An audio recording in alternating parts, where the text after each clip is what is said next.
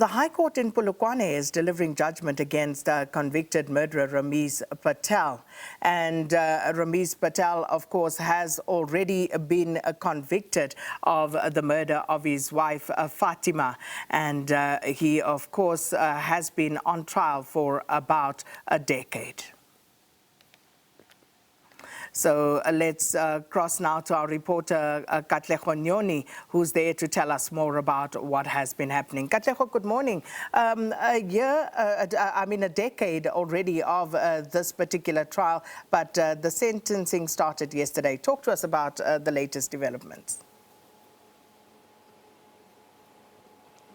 A very good morning there to you, Sakina. Well, convicted businessman Rameez Patel will know his fate in a murder case that has spanned well over a decade in the Polokwane High Court. We know that Fatima Patel was found dead in April in 2015. Well, now sentencing proceedings began yesterday at the Polokwane High Court. We saw the defense during mitigation bringing in a psychologist, Dr. Silatle, who essentially testified about the type of impact that a lengthy sentence would have on the children of Patel, their stability thereof. Yesterday, when Patel returned to the Polokwane High Court, he appeared much more calmer as compared to previously when Judge Joseph Rawlinga delivered that guilty verdict against Rameez Patel. He's been found guilty on charges of murder, possession of unlawful ammunition, as well as firearm. Well, those sentencing proceedings are continuing today. His sentencing,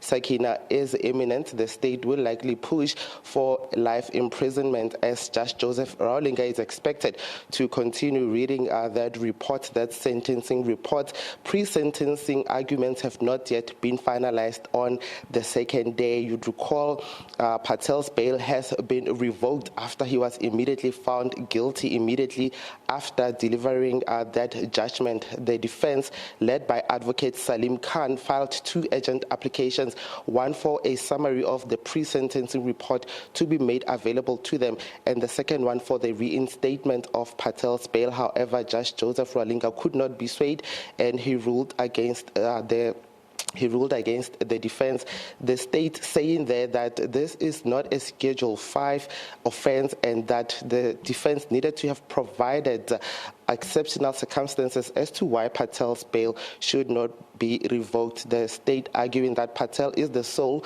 proprietor of his business and that there are employees that rely on him and that he needs to put his affairs in order. However, the court could not be swayed. Well, those sentencing proceedings are continuing today at the Polokwane High Court. Sakina? Well, thanks so much, Katlego Nyoni, and of course we will be crossing to you later on as that particular matter continues.